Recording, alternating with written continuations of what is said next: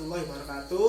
Perkenalkan, nama saya Rizky Yuda Arifianto dari Prodi D3 Radiodiagnostik dan Radioterapi. Ingin menyampaikan materi tentang interaksi radiasi dengan materi mata kuliah radiobiologi.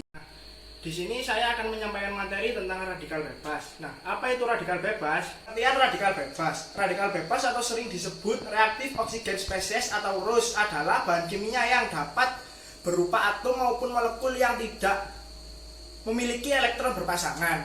Nah, di lapisan terluarnya terdapat radikal bebas sangat reaktif dan memiliki waktu paruh yang sangat cepat. Radikal bebas ada dua bentuk umum dari radikal bebas, yaitu ROS dan reaktif nitrogen spesies atau RNS. Nah, ROS diantaranya ion superoksida, hidrogen peroksida, dan peroksida radikal. Dan RNS diantaranya nitrik oksida, nitreus oksida, dan peroksinitrit. Sumber radikal bebas ada dua, yaitu endogen dan eksogen. Endogen terdiri dari mitokondria, enzim, dan fagosit. Sedangkan eksogen terdiri dari obat-obatan, radiasi, dan asap rokok. Faktor yang berperan dalam reaksi ada 5, yaitu 1. Panas, meningkatkan suhu sebesar 10 derajat Celcius, maka laju kecepatan meningkat 2 kali. Kedua, tingkat ketidakjenuhan. Jumlah dan posisi ikatan rangka pada molekul lipida berhubungan langsung dengan kerentanan terhadap oksidasi. Ketiga, logam berat. Logam terlarut seperti Fe, Cu merupakan katalisator kuat meski dengan jumlah kecil. Keempat, kondisi alkali. Kondisi basa, ion dan alkali merangsang radikal bebas.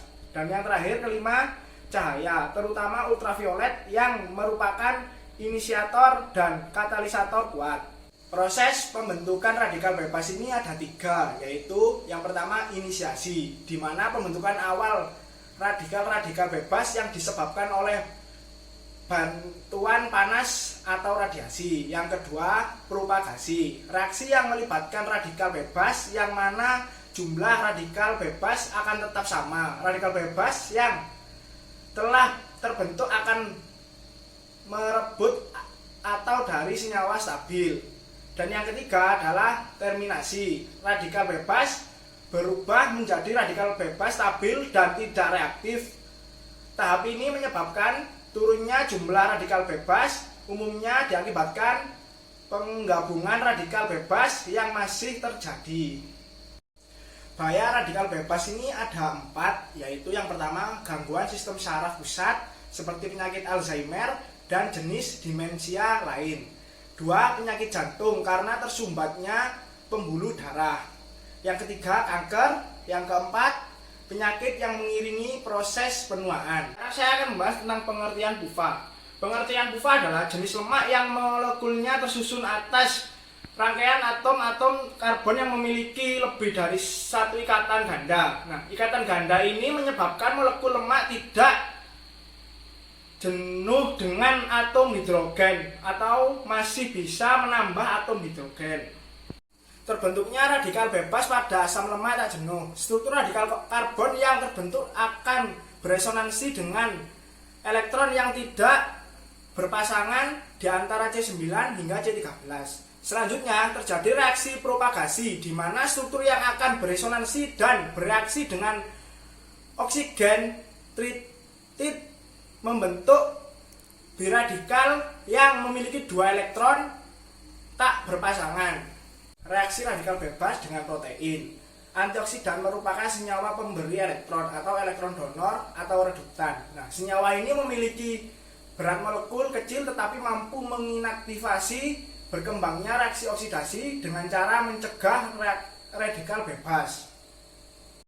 Kerusakan protein. Protein dan asam nukleat lebih tahan terhadap radikal bebas daripada PUFA, sehingga kecil kemungkinan dalam terjadinya reaksi berantai yang cepat. Serangan radikal bebas terhadap protein sangat jarang kecuali bila sangat ekstensif. Hal ini terjadi hanya jika radikal tersebut mampu berakumulasi atau jarang pada sel normal, atau bila kerusakannya terfokus pada daerah tertentu dalam protein. Pengertian DNA.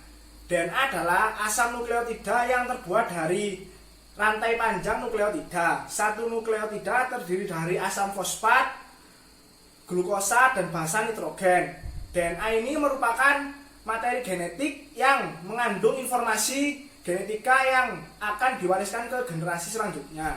Pasangan basa nitrogen pada DNA yaitu purin sama dengan guanin atau G dan adenin atau A, dan pirimidin sama dengan timin atau T, dan sitosin atau C. Reaksi pembentukan radikal bebas pada DNA. Kerusakan terjadi bila lesi pada susunan molekul apabila tidak dapat diatasi dan terjadi sebelum replikasi, maka akan terjadi mutasi. Nah, radikal oksigen dapat menyerang DNA jika terbentuk di sekitar DNA, seperti pada radiasi biologis. Radikal bebas yang mengambil elektron dari sel tubuh manusia dapat menyebabkan perubahan struktur DNA sehingga terjadi mutasi. Kerusakan DNA ini diakibatkan serangan radikal bebas disebut kerusakan DNA. Tidak langsung karena radikal yang terbentuk dapat berdifusi ke seluruh tubuh dan mempengaruhi organ-organ lain. Melanoma ganas dapat disebabkan oleh kerusakan DNA tidak langsung karena ditemukan di bagian tubuh yang tidak terkena sinar matahari. DNA rentan terhadap serangan radikal karena hidrogen sangat labil yang dapat diobstruksi dan prevalensi ikatan rangkap dalam basis DNA yang dapat dengan mudah ditambahkan dengan radikal bebas. Nah, yang terakhir, interaksi elektron dengan materi meliputi interaksi radiasi dengan partikel alfa, kedua interaksi radiasi beta dengan materi, ketiga interaksi radiasi elektromagnetik, dan yang terakhir keempat interaksi radiasi neutron dengan materi. Interaksi radiasi partikel alfa. Radiasi partikel alfa dianggap sebagai partikel ion positifnya dari isotop nuklida helium. Nah, proton 1H1 jika ia menerobos sebuah nuklida atau molekul yang menjadi sasaran radiasinya, ia akan kehilangan sebagian atau seluruh energi radiasinya. Interaksi radiasi beta dengan materi. Partikel beta identik dengan elektron yang mengorbit di atom penyerap dengan muatan listrik yang sama. Dapat menyebabkan ionisasi langsung dengan gaya tolak Coulomb terhadap elektron yang mengorbit tersebut. Interaksi radiasi elektromagnetik dengan materi. Foton dalam melewati materi tidak dapat kehilangan materi secara kontinu sepanjang jejak yang dilaluinya. Sebaliknya, dalam 2 dari 3 proses fundamental foton berinteraksi dengan materi, maka semua energi foton diperpindahkan ke medium data suatu interaksi. Interaksi radiasi neutron dengan materi. Neutron merupakan partikel tidak stabil dengan waktu paruh kurang lebih 12 menit. Neutron menjadi 1P, 1N, dan 1 neutrino. Neutron tidak bermuatan sehingga tidak dipengaruhi oleh magnet atau medan elektrostatis. Neutron hanya dibelokkan bila bertumbukan dengan partikel lainnya. Sekian materi yang dapat saya sampaikan. Bila ada salah kata atau kurang lebihnya, saya mohon maaf yang sebesar-besarnya. Wassalamualaikum warahmatullahi wabarakatuh. Terima kasih.